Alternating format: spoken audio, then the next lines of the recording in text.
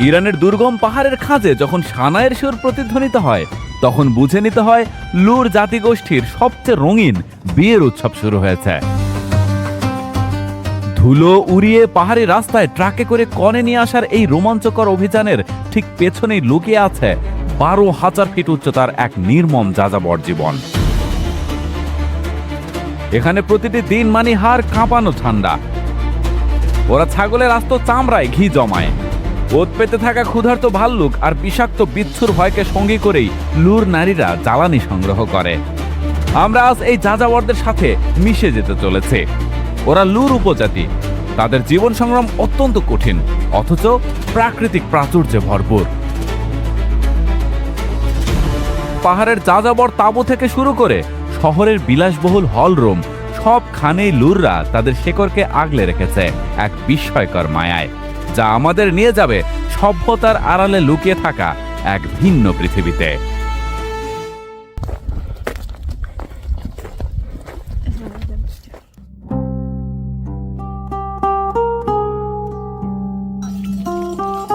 Zagros পাহাড়ের বুক চিরে যখন ধুলোবালি উড়িয়ে শক্তিশালী জিপ আর ট্রাকগুলো এগোতে থাকে তখন বুঝতে হবে পাহাড়ের নিস্তব্ধতা ভেঙে কোনো এক লুর যোদ্ধার বিয়ের কাফেলা বের হয়েছে। আধুনিক পৃথিবীর অসাধ্য বিয়ের চেয়ে ইরানের এই দুর্গম পাহাড়ের বিয়ে অনেক বেশি রোমাঞ্চকর। ওরা পৃথিবীর অন্যতম রঙিন উপজাতি। তাদের বিয়ের রীতিনীতি দেখলে মুগ্ধ হতে হয়, তবে এই মুগ্ধতার পেছনে তাদের কঠিন জীবনও লুকিয়ে আছে। ওরা সারা বছর এক পাহাড় থেকে আরেক পাহাড়ে ঘুরে বেড়ায় তাদের একমাত্র অবলম্বন ভেড়া আর ছাগল নিয়ে, কারণ ওরা যাযাবর। তাঁবু করে পরিবার পরিজন নিয়ে কাটায় পাহাড়ে পাহাড়ে। আমরা এখন তাদের যাযাবর জীবনধারার একদম গভীরে প্রবেশ করতে চলেছে। তারপরেই তাদের চমকপ্রদ ভিন্নধর্মী বিয়ের অনুষ্ঠান দেখব। ইরানের জাগ্রস পাহাড়ের চূড়ায় একটি সকাল, প্রায় 12,000 ফিট উচ্চতা। এখানে বসবাস করে একটি ছোট্ট যাযাবর পরিবার। ওরা লুর জনগোষ্ঠীর মানুষ। ঝলমলে রোদ আর বরফে ঘেরা সাদা পাহাড়। ওনার নাম গুলনার। ওনার মা আর 2 সন্তান সহ কিছুদিন যাবৎ এখানে আছেন। আশেপাশে তার ছাগল ভেড়ার খাবার শেষ হয়ে গেলে হয়তো আবার অন্য কোথাও চলে যাবেন। এটাই তাদের যাযাবর জীবন। তাঁবুর মধ্যেই তাদের বসবাস। উনি গুলনারের মা। শেষ বয়সে এসেও তাদের একই নিয়মে জীবন চলে। রান্না বান্না আর পানি সংগ্রহের জন্য তাকে সবচেয়ে বেশি কষ্ট পেতে হয়। আজ গুলনারকে যেতে হবে রান্নার জন্য খড়ি সংগ্রহ করতে। পাহাড়ের দুর্গম জায়গা থেকে জ্বালানি কাঠ সংগ্রহ করতে হয়। আর যে কোনো মালামাল পরিবহনের জন্য তাদের একটাই যানবাহন, সেটা হলো গাধা বা খচ্চর। পাহাড়ে শুকনো পরিবেশে যেসব গাছপালা জন্মায় সেগুলোর ডাল সংগ্রহ করতে হবে। কি অপূর্ব দৃশ্য! পিছনে সারি সারি চূড়া, নির্জন পাহাড়, আর তার মাঝে একজন যাযাবর নারী। জীবন কত অদ্ভুত হতে পারে। লুর উপজাতি ইরানের অন্যতম প্রাচীন এবং বৃহত্তম জাতিগোষ্ঠী। ঐতিহাসিকভাবে এদেরকে প্রাচীন এলামাইট এবং কাসাইট সভ্যতার উত্তরসূরি মনে করা হয়। লুরদের রক্তে মিশে আছে আর্য এবং পাহাড়ি যোদ্ধাদের সংমিশ্রণ। হাজার বছর ধরে জাগ্রস পাহাড়ের এই দুর্গম এলাকাগুলোকে তারা নিজেদের দখলে রেখেছে। বখতিয়ারিরাও মূলত এই বিশাল লুর জাতিরই একটি শাখা। এরা নিজেদের ভাষার নামেই পরিচিত, যাকে বলা হয় লুরি, যা আধুনিক ফার্সি ভাষার একটি অতি প্রাচীন এবং স্বতন্ত্র রূপ। পাহাড়ে এই রুক্ষ ভাঁজে যখন আপনি কোনো লুর নারীর দেখা পাবেন, দেখবেন তার চোখে কোনো ক্লান্তি নেই। এখানকার বয়োজ্যেষ্ঠ নারীরা অপরিচিতদেরও পরম মমতায় আশীর্বাদ করেন। লুরদের তাঁবুর সামনে দাঁড়ালে আপনি দেখতে পাবেন এক অদ্ভুত সারল্য। তাদের ঘরগুলো হয়তো পশমি কাপড়ের তৈরি, কিন্তু তাদের আপ্যায়নে কোনো কমতি নেই। আগন্তুক দেখলেই তারা তাঁবুর ভেতরে ডেকে নেয় এবং গরম ধোঁয়া ওঠা চা আর স্যুপ দিয়ে বরণ করে নেয়। জোহান, মোহাম্মদ আর নূরগুলের মতো পরিবারগুলো এখানে টিকে আছে একে অপরের উপর ভরসা করে।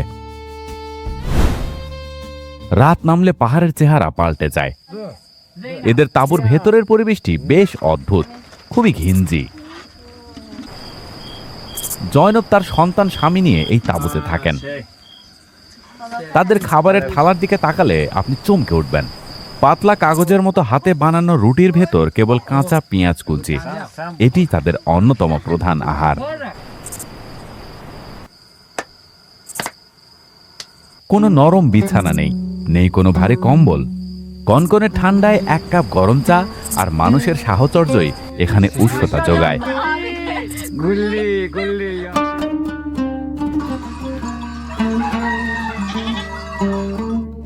তাদের সকাল শুরু হয় একদম প্রাকৃতিক খাবার দিয়ে।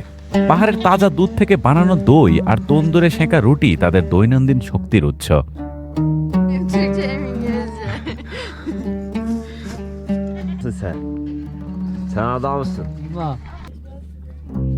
লুরদের আসল সংগ্রামী জীবন দেখা যায় যখন তারা তাদের সমস্ত আসবাবপত্র খচ্চরের পিঠে তুলে দেয়।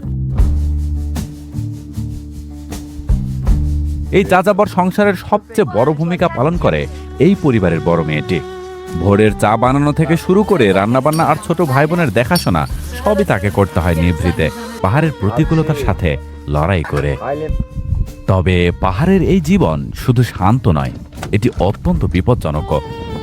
লুরদের এই তাঁবুগুলোর খুব কাছেই ওত পেতে থাকে ক্ষুধার্ত ভাল্লুক। প্রতি রাতে এই বন্য প্রাণীদের হাত থেকে নিজের পালিত পশু পাখি এবং পরিবারকে রক্ষা করাটা তাদের জীবনের অবিচ্ছেদ্য অংশ। এভাবেই ভয় আর বীরত্বের এক সংমিশ্রণে টিকে আছে ইরানের লুর উপজাতি। জয়নবের তাঁবু থেকে আমরা ফিরে এসেছি গুলনারের কাছে। সে তার গন্তব্যে চলে এসেছে। গাধার পিঠ থেকে সে জিনিসপত্র আর কুড়াল নামিয়ে নিচ্ছে।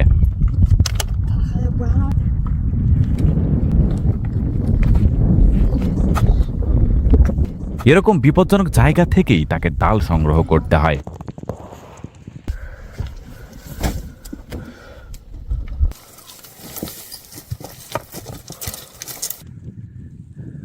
সে এখান থেকে কিছু শিকড় সহ গাছ সংগ্রহ করলো। আবার তাকে অন্য কোথাও যেতে হবে। এই পাহাড় কতটা দুর্গম বুঝতে পারছেন? এভাবেই এক জায়গা থেকে আরেক জায়গায় গিয়ে ডালপালা সংগ্রহ করতে হয়। নিজেকে একবার এই জায়গায় কল্পনা করুন।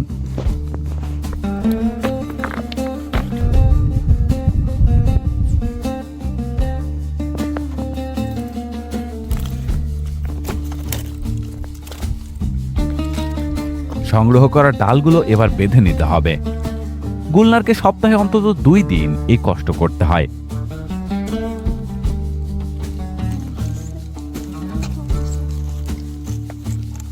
এই পুরো ওজন সে একাই নিয়ে পাহাড় থেকে নামবে।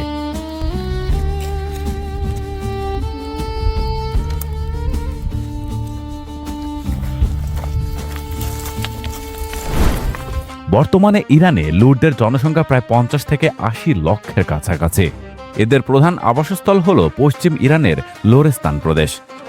মূলত জাগ্রস পাহাড়ের রুক্ষ ভাঁজগুলোই তাদের একমাত্র ঠিকানা। গুলনার আসার সময় সকালের খাবার সাথে করে নিয়ে এসেছিল।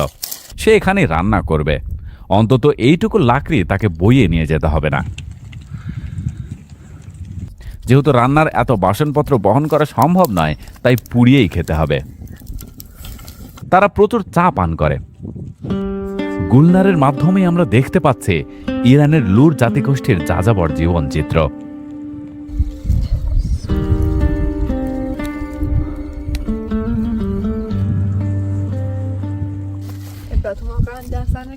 নাস্তা করা শেষ, এবার ফেরার পালা। গাধার পিঠে সবকিছু বোঝাই করে সে এখন তাঁবুতে ফিরবে।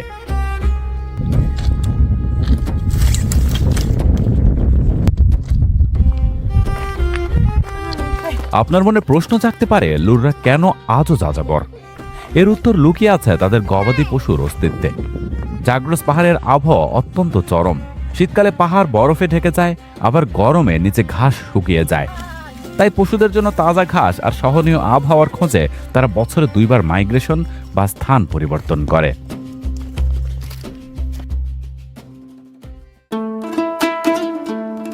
এরা আরেক অঞ্চলের লুরি যাযাবর।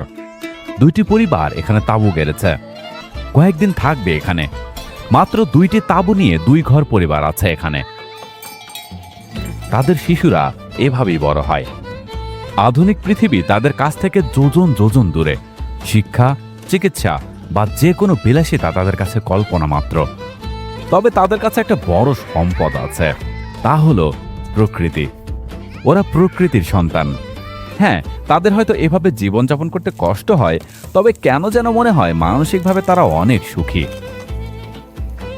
ফারিবা ও তেরিম তারাও গুলনারের মতো জ্বালানি কাঠ সংগ্রহ করতে পাহাড়ের ওদিকটায় যাবে। এখানে কোনো শব্দ দূষণ নেই, শুধু প্রকৃতির শব্দ।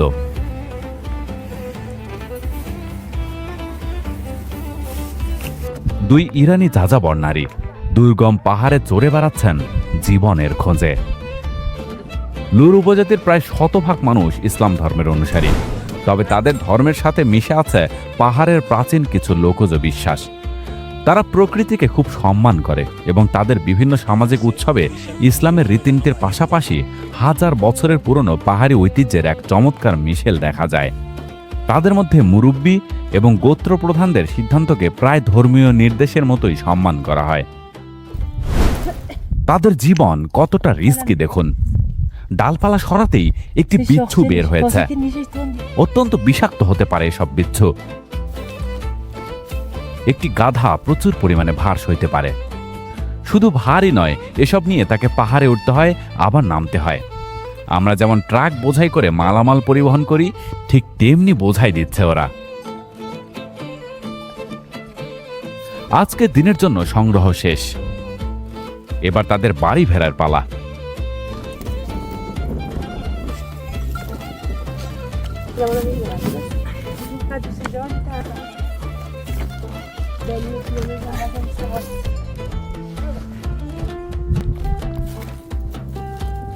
তাদের সন্তানেরা অপেক্ষা করছিল।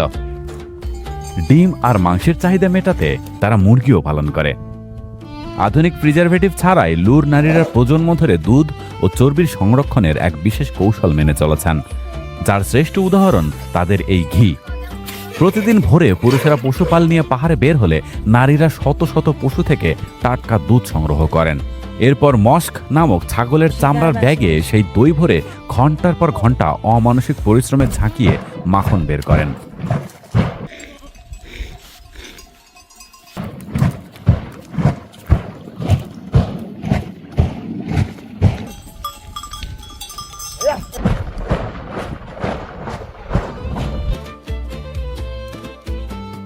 এই মাখন কাঠের আগুনে জাল দিয়ে তৈরি করা হয় খাঁটি সোনালী ঘি, যা পাহাড়ের হাড় কাঁপানো শীতে তাদের শরীরে শক্তি যোগায়। ইরানের বড় শহরগুলোতে এই অর্গানিক ঘিয়ের আকাশ ছোঁয়া চাহিদা থাকায় এটি চড়া দামে বিক্রি করে লুর উপজাতির মূল অর্থনীতির চাকা সচল থাকে।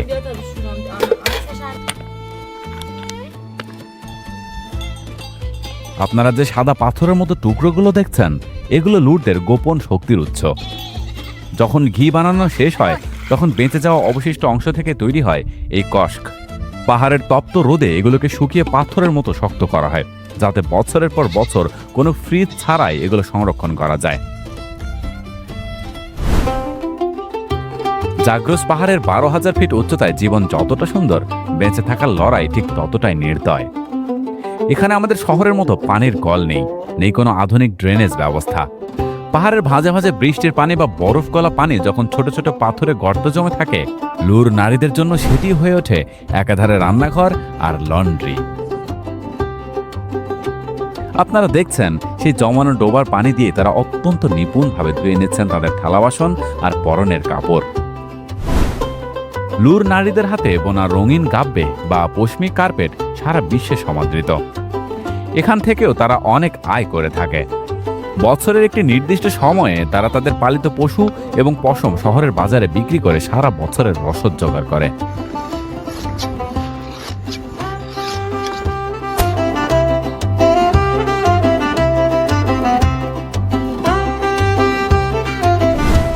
বরের আত্মীয় স্বজন আর বন্ধুরা আজ এক দীর্ঘ যাত্রায় বের হয়েছে কনের বাড়ির উদ্দেশ্যে। আঁকাবাঁকা দুর্গম পাহাড়ি রাস্তা বেয়ে তারা ছুটে চলেছে। পরিবার ও সমাজের সবাইকে সাথে করে তারা কনেকে নিয়ে আসার জন্য কনের বাড়ি যাচ্ছে।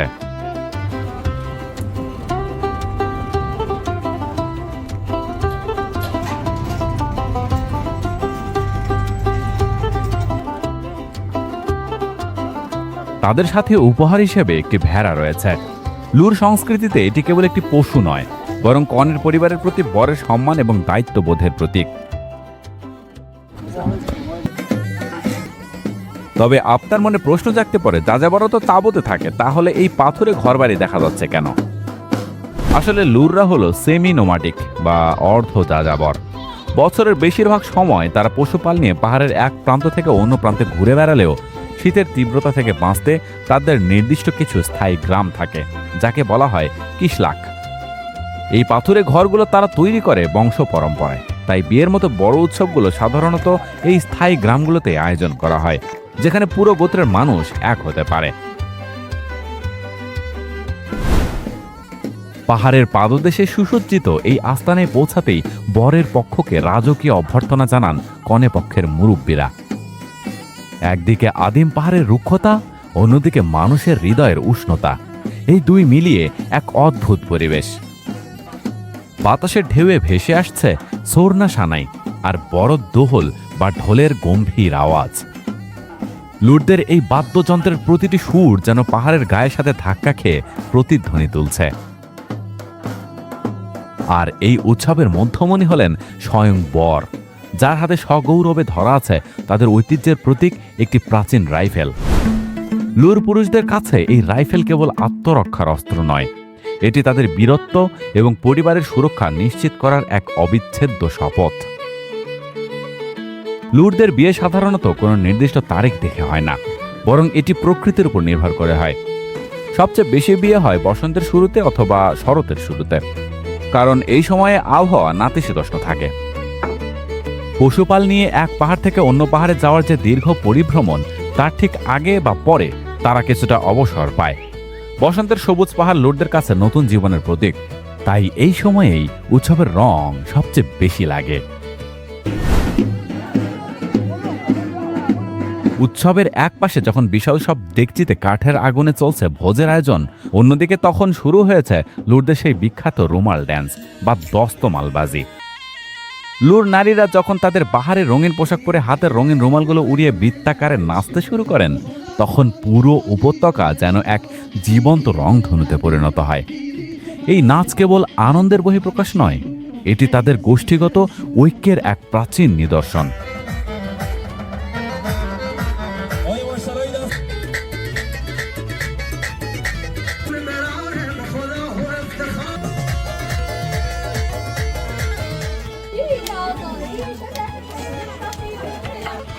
নারীদের নাচের পাশেই চলে পুরুষদের সেই দুর্ধর্ষ লাঠি খেলা।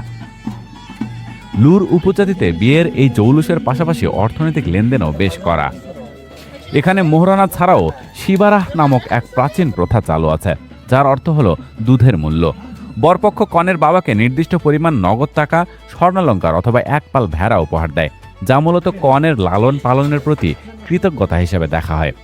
তাছাড়া মোহরানা হিসেবে কনেকে সাধারণত স্বর্ণ এবং জমি লিখে দেওয়া হয়, যা তার ভবিষ্যতের নিরাপত্তা নিশ্চিত করে।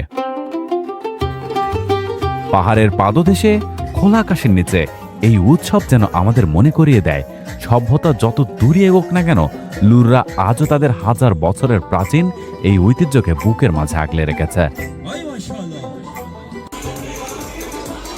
শহরে লুটদের বিয়ে এখন আধুনিক হলরুমে হলেও তাদের প্রাণটা এখনো পাহাড়েই রয়ে গেছে। ঝকঝকে আলোকসজ্জার নিচেও তারা ছাড়েনি সেই হাজার বছরের রঙিন পোশাক আর ঐতিহ্যবাহী রুমাল নাচের নেশা।